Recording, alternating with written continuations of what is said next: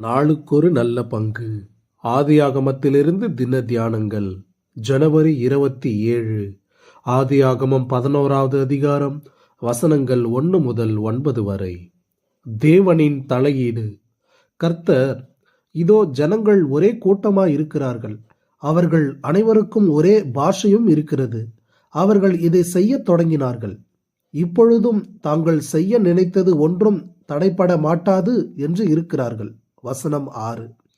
மனிதர்கள் கட்டடக்கலையில் தேர்ச்சி பெற்றார்கள். வானத்தை அளாவும் உயரமான ஒரு கோபுரத்தை கட்டத் தொடங்கினார்கள். ஆனால் கர்த்தர் இறங்கி மனிதருடைய பாஷையை தாறுமாறாக்கி அவர்களது எண்ணத்தை தடுத்தார். மக்கள் சிதறிப் போனார்கள். பல்வேறு மொழிகள் உண்டாயின. மனிதர்களின் இந்த அபரிதமான வளர்ச்சியை குறித்து தேவன் என்ன நினைக்கிறார்? அவர் மனிதனை பார்த்து பொறாமைப்படுகிறாரா அல்லது பயப்படுகிறாரா?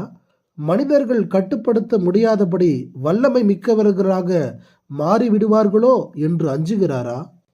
நிச்சயமாக இல்லவே இல்லை.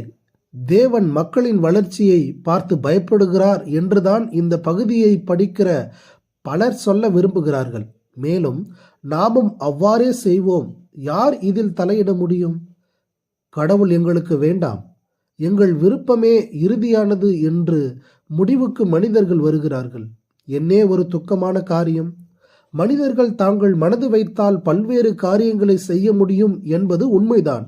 தேவனே அதற்கான சுதந்திரத்தையும் அறிவையும் மக்களுக்கு வழங்கியிருக்கிறார். ஆனால் மனிதருடைய சிந்தையிலும் செயலிலும் மிகப்பெரிய குறைபாடு உள்ளது. அவன் குறுகிய எல்லைக்குட்பட்டவன். மனிதர்கள் கடவுளர்கள் அல்லர். தன்னுடைய கண்டுபிடிப்புகளையே சரிவர கையாள தெரியாத அறியாமை கொண்டவன்தான் மனிதன். தங்களுக்கு நல்லதென்று கண்டுபிடித்த எண்ணற்ற காரியங்கள், உருவாக்கங்கள் மனித குலத்துக்கே தீமையாக மாறிவிட்டதை நாம் அறிவோம். மனித கண்டுபிடிப்புகளால் இந்த பூமியும் நாம் காண்கிற வானமும் எவ்வளவு சீர்கேடு அடைந்து விட்டதை அறிந்து இன்றைக்கு கையை பிசைந்து கொண்டிருக்கிறார்கள் அல்லவா? ஆகவே மனிதனின் நலன் கருதியே தேவன் அதில் தலையிடுகிறார். தேவன் நோவாவுக்கும் அவனுடைய குமாரருக்கும், நீங்கள் பலுகி பெருகி பூமியை நிரப்புங்கள் என்று ஆதியாகமம் 9:1 கட்டளையிட்டார். ஆனால் மனிதர்களோ, நாம் பூமியின் மீதெங்கும் சிதறி போகாதபடிக்கும் நகரத்தையும் கோபுரத்தையும் கட்டி நமக்கு பேர் உண்டாக்குவோம் என்றார்கள். இது தேவனுடைய சித்தத்துக்கு விரோதமானதல்லவா? தேவனுடைய மகிமையை மனிதர் எடுத்துக்கொள்ள முயற்சி அல்லவா? ஆகவே கர்த்தர் தலையிட்டு தம்முடைய நோக்கத்தை நிறைவேற்றினார். இன்றைக்கு பிரபலமாய் இருக்கிற சொல்லாடல்களான ஒரே நாடு, ஒரே மொழி, ஒரே மாதிரி உணவு போன்றவை பாபேலின் எண்ணத்தை பிரதிபலிப்பவையே.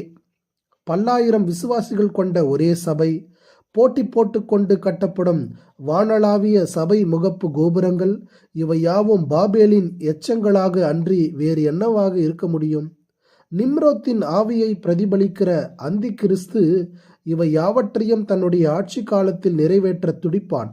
நாம் ஏன் அவனுக்கு முன்கூட்டியே வழிவகுத்து கொடுக்க வேண்டும்? பிதாவே, உம்முடைய சித்தத்தை புரிந்து அதை நிறைவேற்ற பாடுபட உதவி செய்வீராக. ஆமேன்.